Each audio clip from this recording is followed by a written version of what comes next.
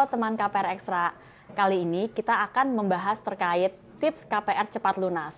Kali ini kita kedatangan tamu dengan Bapak Oki dari KPR Academy. Thank you nih Bu Jessica untuk kesempatannya saya bisa diundang ke CIMB Niaga. Sama-sama nih Pak, terima kasih juga atas kedatangannya di sini nih Pak. Kali ini kita akan membahas sedikit ya Pak ya tentang tips cara KPR biar cepat lunas. Saya tuh mau tahu sih Pak terkait gimana sih cara Bapak tuh biar KPR itu bisa lunas dengan cepat.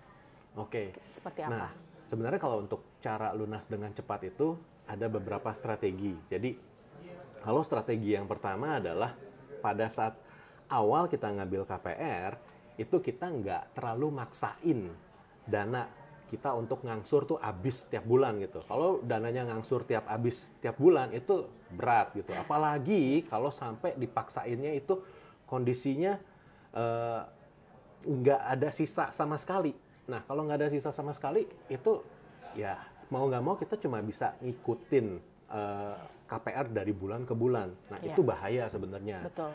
Jadi, baiknya kita masih sisakan ada ruang di mana uang kita masih ada yang bisa kita gerakan, entah itu untuk investasi ataupun untuk diendapkan gitu ya. Jadi, balik lagi, kalau kondisinya KPR-nya itu kita tiap bulan bayar angsuran habis itu susah gitu. Jadi teman-teman jangan maksain kayak begitu. Itu tidak saya sarankan. Kalau masih ada sisanya, nah di situ kita bisa bicara banyak gitu. Oke. Kalau untuk bank kan banyak banget nih Pak ya gitu ya. Gimana cara sih si customer ini menentukan bank mana yang paling tepat untuk beliau? Oke. Nah, dalam menentukan bank mana yang paling tepat, yang salah satu hal yang perlu dilihat dengan baik adalah penawaran bunganya dulu nih. Penawaran bunganya tuh seberapa komplit sih gitu. Kan kadang ada bank yang nawarin cuma bunga fix 1 tahun, 2 tahun, 3 tahun gitu. Padahal ya secara kemampuan bayar nih, secara kondisi situasi pekerjaannya si customer tersebut, itu mungkin kalau dari tahun ke tahun nggak selalu dia income-nya naik ya. Jadi kalau dia cuma ngambil fix 1 tahun, 2 tahun, habis itu udah langsung ketemu floating, nah itu bahaya sebenarnya. Nah, jadi kalau banknya itu bisa nyediain lebih banyak pilihan masa fix, nggak cuma 1 tahun, 2 tahun, atau 3 tahun, tapi juga fix 5 tahun, atau mungkin bisa 10, 15 ya, itu akan semakin jadi pilihan yang lebih baik gitu. Kenapa? Karena makin lengkap gitu. Jadi bisa disesuaikan juga sama rencana jangka panjang dari customer yang bersangkutan. Dia kan beli rumah nggak cuma urusan beli rumah terus ngambil KPR terus ngangsur. Tapi kan hidup terus berlangsung. Nah, itu ada cycle-nya. Apakah dia merit gitu? Apakah dia itu setelah itu mau meniti jenjang pendidikan yang lebih lanjut, misalnya lanjut S2, S3 gitu. Kita nggak tahu, passionnya orang kan macam-macam gitu. Atau dia mau keliling dunia juga tiba-tiba, kita nggak tahu. Hari-hari gini kan, ya ada aja yang, ya saya nggak mau bilang aneh sih, tapi unik ya.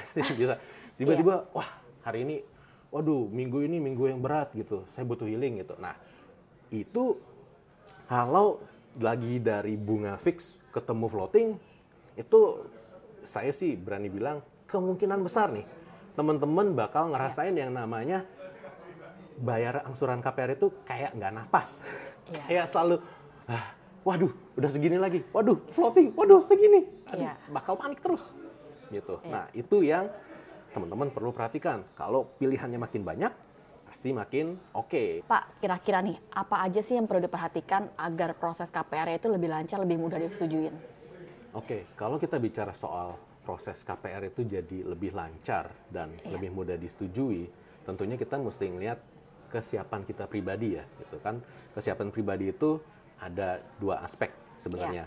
Ada aspek kesiapan dokumen dan aspek kesiapan uangnya. Kalau uangnya nggak siap, ya susah. Kalau dokumennya nggak siap juga sama, susah juga. Gitu. Jadi 2 hal itu harus disiapkan dari awal. Harus dikombin ya Pak ya? Betul. Oke. Kalau misalnya menurut pandangan Bapak nih, Pak Oki sendiri, kira-kira tuh nasabah itu lebih cocok take over dengan tenor lebih panjang atau lebih pendek? Nah, kalau kita bicara soal take over KPR, pasti kan itu kan salah satu jurus biar bisa cepat lunas ya. Karena bunganya tadi misalnya dari 13%, 13,5%, itu bisa turun ke sekitar 4 atau 5%. itu jauh sekali tuh beda angsurannya. Iya. Nah, karena jauh sekali beda angsurannya, itu memungkinkan teman-teman nggak cuma nurunin angsuran, tapi bisa juga mendekin jangka waktunya. Jadi tadi misalnya masih sisa nih jangka waktunya 18 tahun atau 17 tahun, bisa aja dipendekin ke 15 atau jangan-jangan ke 12 tahun atau 10 mungkin. Jadi itu yang perlu dihitung. Nah, kalau di KPR Academy nanti kami bantu hitungin. Itu udah pasti sih kita bantu hitungin. Tapi yang pasti, teman-teman, kalau teman-teman melakukan take over, itu benefitnya banyak. Tapi tetap perlu berhitung. Oke. Bagus banget nih jawaban dari Pak Oke nih. Karena banyak teman-teman kan juga mungkin agak bingung ya terkait kalau misalnya take over ini lebih baik apakah diperpanjangin biar nafasnya lebih panjang lagi gitu kan. Ataukah angsurannya sampai mirip-mirip lah gitu ya Pak ya. Betul. Kalau misalnya dari segi Pak Oke kan mungkin jawabannya adalah mendingan tenornya diperpendek. Karena kan bunga yang dibayarkan juga akan lebih kecil gitu ya Pak ya. Betul. Oke. Kira-kira kapan saat yang tepat untuk take over gitu?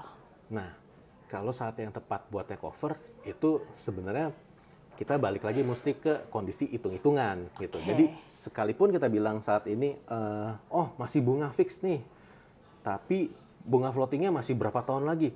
Tapi ternyata kalau dilihat-lihat ternyata bunga fixnya itu agak tinggi juga gitu, misalnya 9% atau 10%.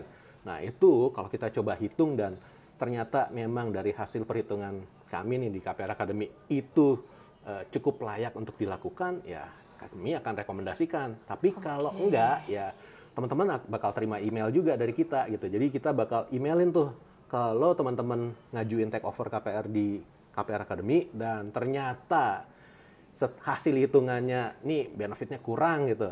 Nah, teman-teman cuma bakal terima email gitu bahwa baiknya jangan take over dulu gitu. Oke, menarik sekali berarti ya Pak ya, di KPR Academy dihitungin dulu nih gitu. Betul. Ya. Karena kan pasti kan kadang-kadang nggak tahu nih dengan ketidaktahuannya si customer ini jadi kayak yang penting take over. Padahal secara hitungannya tuh sebenarnya nggak masuk gitu ya Pak ya. Betul. Oke. Kalau menurut Bapak nih, kan dari segala macam banyak bank gitu ya, kira-kira kenapa CIMB Niaga jadi pilihan utama untuk take over? Oke.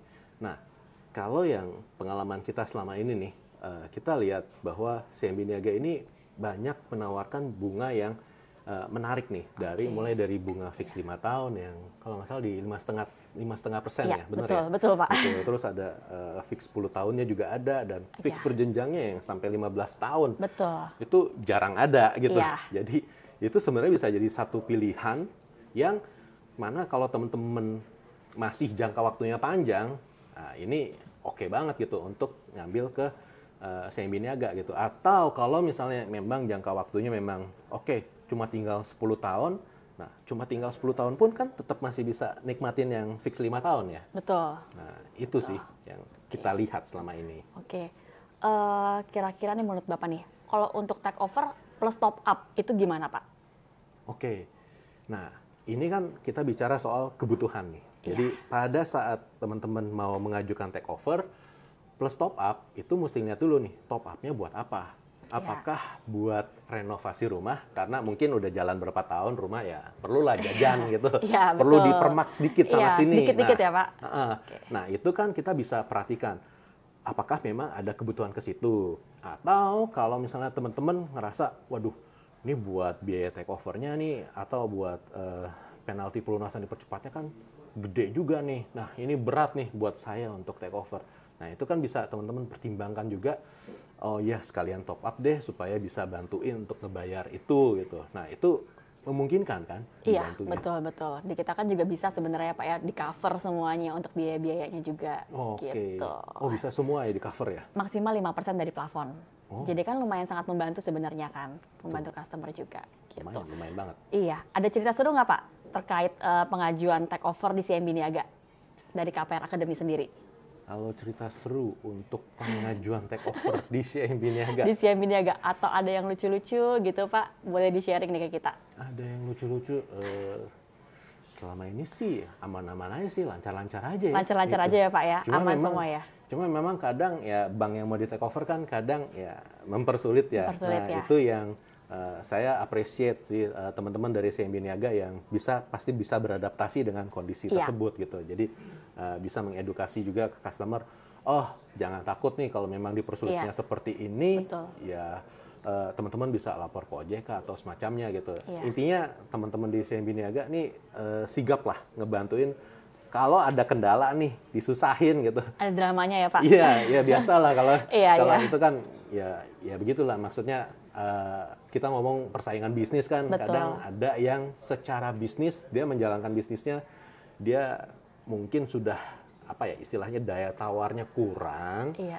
Akibatnya ya dia nggak bisa bersaing dengan baik, ya berarti akhirnya muncullah perilaku buruk itu gitu. Iya, iya, ini betul, saya nggak betul. ngomong bank mana ya, saya nggak ngomong bank mana. Iya, Tapi iya, kalau iya. teman-teman ngalamin itu atau kerasa nih, saya mau lunasin, kok disuruh tunggu 30 hari lagi buat konfirmasi, buat persetujuan atau apa gitu. Atau ada hal-hal lainnya yang mempersulit gitu, yang serasa, loh kok jadi kayak lama nih gitu. Iya. Saya masa mau lunasin aja mesti persetujuan ke kantor pusat sih, ke direksi Iya. gitu. Ada yang bilang kayak gitu tuh banknya, tapi saya nggak sebut ya. Tapi kalau temen ngalamin ya berarti Ada, itu Pak. banknya. Iya, ada ya. ada yang seperti Iya. itu. Mereka desperate banget gitu. Oke. Even ada juga yang saking takutnya nih di take over, teman-teman mau minta kopi dokumen dari bank itu dibilang, oh baru boleh ngambil nanti setelah 2 tahun. Kan ngambil kopi dokumen, kopi sertifikat, ya Iya. kopi AJB, kopi IMB segala macam yang udah dibantuin sama akadnya sama notaris, itu kan nggak perlu nunggu 2 tahun harusnya. Gitu. Di Iya. notaris kan harusnya beres Sudah, paling betul. berapa bulan gitu ya. Iya. Nah, ini banknya bilang mesti 2 tahun dulu baru boleh ambil. Nah, itu kalau teman-teman pengalaman ya berarti ya itu banknya agak ya begitulah. Tadi saya nggak bisa bilang ininya ya, tapi Iya. kalau memang daya kompetisinya kurang, biasanya perlakuannya jadi kurang enak. Nah, ya teman-teman yang nilai sendirilah. Oke, siap. Mantap jawabannya Pak Oki nih. Menurut Pak Oki sendiri nih, gimana secara feature, produk, dan layanan CIMB Niaga? Sejauh yang saya lihat, ini fitur-fiturnya banyak yang menarik ya gitu. Salah satunya ada yang KPR Extra ya, yang itu bisa bantuin nurunin bayar bunganya Iya. gitu. Apalagi bisa, kalau nggak salah bisa mempercepat lunas Betul, juga ya. ekstra manfaat Pak. Boleh Ada 2 opsi. boleh dijelasin nggak nih Boleh, biar boleh, sobat-sobat boleh. KPR? Kalau saya nggak ngerti dalamnya, makanya ini kebetulan lagi Iya, ketemu boleh. sama yang ngerti. Nah, tolong jelasin Iya. ya. KPR Ekstra Manfaat itu memiliki berbagai keuntungan. Contohnya ya Pak ya, bisa ada pilihan angsuran diperkecil atau enggak lunas lebih cepat. Oke. Gitu. Jadi nasabah itu memiliki keleluasaan untuk memilih. Oke, Gitu. itu menarik ya. Boleh nggak nanti kita bahas lebih lanjut Boleh. itu di channelnya KPR Academy? Boleh banget Pak. Boleh banget? Boleh. Beneran ya? Iya. Oke, jadi teman-teman nanti kita undang ya Ibu Jessica ini untuk jelasin panjang lebar di channel YouTube-nya KPR Academy. Tungguin. Sampai di sini dulu ya. Bye semuanya. Bye-bye.